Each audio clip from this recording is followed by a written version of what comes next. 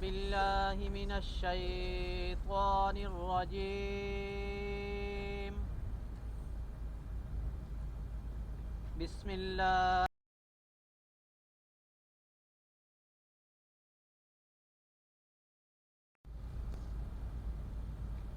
والسماء والطارق وما أدراك ما الطارق النجم الثاقب. إن كل نفس لما عليها حافظ. فلينظر الإنسان مما خلق. خلق من ماء دافق. يخرج من بين الصلب والترائب. إنه على رجعه لقادر. يوم تبلى السرائر فما له من قوة ولا ناصر. والسماء ذات الرجع والأرض ذات الصدع. إنه لقول فصل وما هو بالعزل.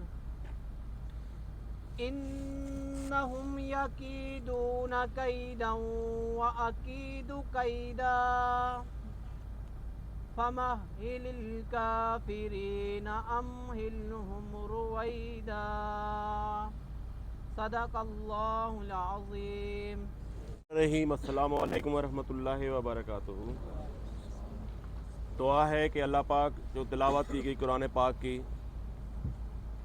इसके सबके हमारे जितने भी मसाइल हैं, हमारे जितने भी मुश्किलात हैं, उसमें आसानियाँ पैदा फरमाए। आमीन सुम्मा आमीन। आज का टॉपिक है वर्किंग एट हाइट या फॉल फ्रॉम हाइट। किसी भी ऊंची जगह या मिनिमम जो ओशा का स्टैंडर्ड है वो है 1.8 मीटर, या आप लगा लो कि 2 मीटर से ऊपर आप किसी जगह पे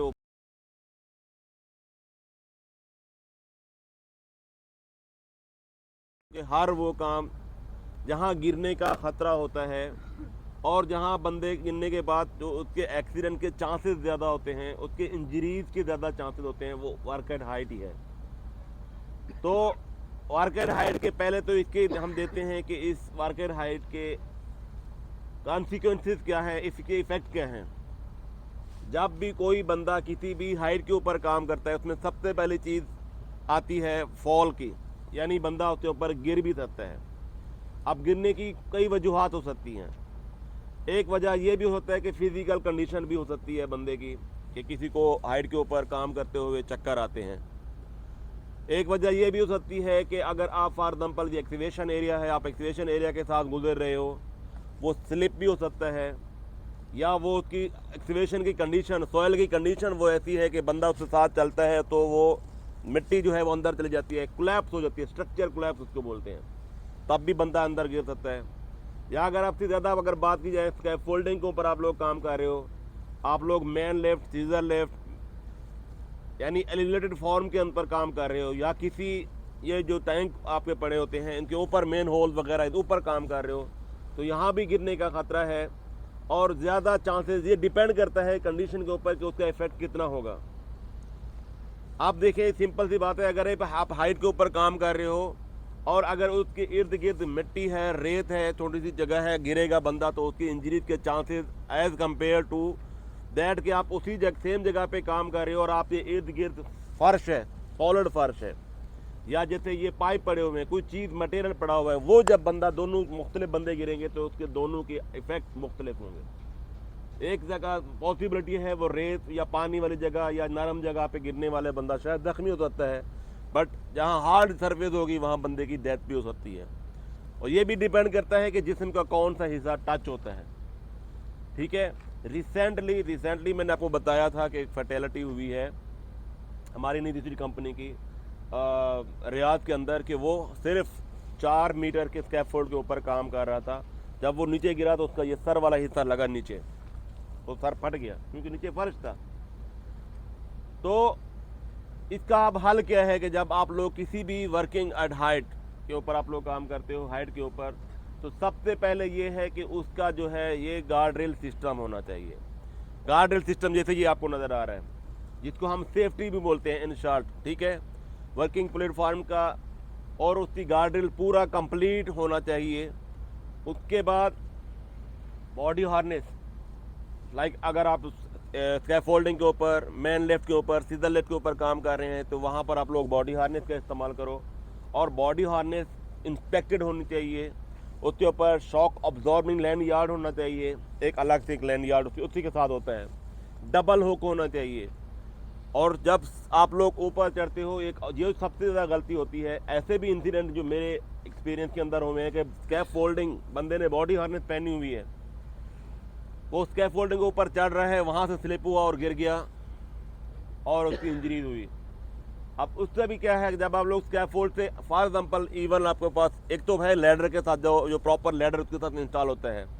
अब लैडर का भी एक तरीका है, अगर आप लैडर के ऊपर चढ़ रहे हो, उसके साथ 3-in-1 कॉन्टैक्ट एक फार्मूला है कि जब आप उसके ऊपर चढ़ते हो तो आपके जिस्म के ये यानी 2 पैर 2 हाथ हैं, 3 जिस्म के हिस्से उसके साथ टच होना चाहिए, एक आगे करो। यानी अगर आप ऊपर चढ़ते हो 2 पैर और एक पैर घटाओगे तो 2 हाथ मजबूत होने चाहिए और पैर ऊपर। तो ये 3 जिस्म के 3 ये जो पॉइंट हैं वो उसके साथ अटैच होना चाहिए, एक को आगे मूव आउट करो। और अगर आपको स्कैफोल्डिंग से मूव करना है, नहीं ऑप्शन, तो तब आप जो है वो बॉडी हार्नेस प्रॉपर लगाते जाओ। बॉडी हार्नेस का यानी जो हुक है ना, एक लगाओ फिर मूव करो, अगला लगाओ फिर मूव करो, अगला लगाओ, जितना भी आप फॉल प्रोटेक्शन कर सकते हो।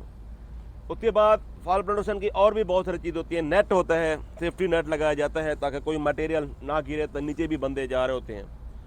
उसके अलावा जब आप लोग किसी हाइट के ऊपर काम कर रहे हो, उसके ऊपर कोई मटेरियल नहीं होना चाहिए।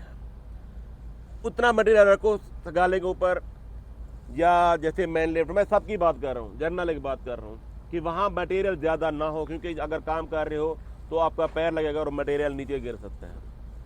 तीसरे नंबर पर यह है कि उसका टो बोर्ड होना चाहिए। टो बोर्ड ये नीचे वाला एक बोर्ड होते हैं साइड के ऊपर, ठीक है। इससे क्या होता है कि अगर उदाना खाता अगर आप काम कर रहे हो तो वो आप पैर लगता भी हो तो मटेरियल वहाँ पर सेफ हो जाता है, ठीक है। बाकी जो मैन्युफैक्चरिंग चीज़ें होती हैं, मैन एलिवेटेड वर्किंग प्लेटफॉर्म उसको बोलते हैं, उसमें ऑलरेडी वो एक पूरा केज बना होता है, ठीक है भाई। तो अपनी जो है हाइट के ऊपर सेफ्टी का आप लोग ख्याल रखें, उसकी इंस्पेक्शन, उसको अच्छे तरीके से चेक करें। जितना भी आप अपने आप को सेफ रखें उतना ही आपके लिए भी फ़ायदा है, सबके लिए फ़ायदा है। और यही हमारा मकसद होता है सेफ्टी का, हमेशा आपसे बात करने का, कि आपको सेफ्टी के हवाले से ज़्यादा से ज़्यादा नॉलेज दें। तो थैंक यू सो मच, जज़ाकल्लाह, अस्सलामु अलैकुम वरहमतुल्लाहि वबरकातुहू।